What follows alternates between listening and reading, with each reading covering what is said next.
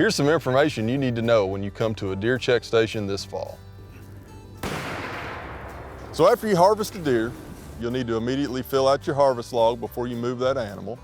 And then you've got until midnight of the day of harvest to telecheck your deer, but we ask that you do telecheck it before you come to one of our mandatory check stations. And then find one of the check stations that are distributed through Henderson, Union, and Webster counties. As you roll into a check station, there will be yellow signs that say CWD check station that will guide you in. Every check station will be staffed with Fish and Wildlife employees that will be guiding you through the process. If you've got your paper license, go ahead and get that out. We can actually scan the QR code on that license and get most of the info that we need from you. Name, address, phone number, and that kind of stuff. As you move through, somebody will ask you what you plan to do with that deer. Are you wanting to mount this deer or anything? No? Okay. Can we take the whole head? Do you care? Okay.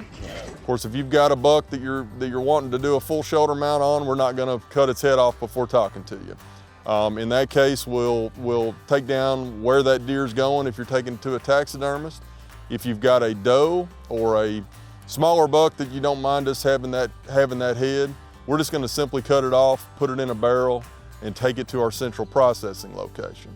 A question we've got a lot about, what if I'm doing a European mount on my buck? And that's perfectly fine. What we'll do is just simply pull our sample from the neck area. We're taking 2 lymph nodes right near the jaw line, and we can either fully cut the head off or we can just kind of cut where we need to, get those lymph nodes, and send you on your way with your buck head to do that European mount. What confirms that you've been to a mandatory check station, we've got small business cards with all the info you need to be able to look up the results, and that'll have a 5-digit number on it that you'll then go to our website, instructions are on that card, punch in your 5-digit number and you'll get your test results, usually in about 4 to 6 weeks, unless you take it to a processor or a taxidermist, and then we kind of got to wait on them to either process that deer or do the taxidermy work before we'll get the sample back to test and then upload into our system. As always, thanks for your cooperation, and we hope you have a successful hunting season this fall.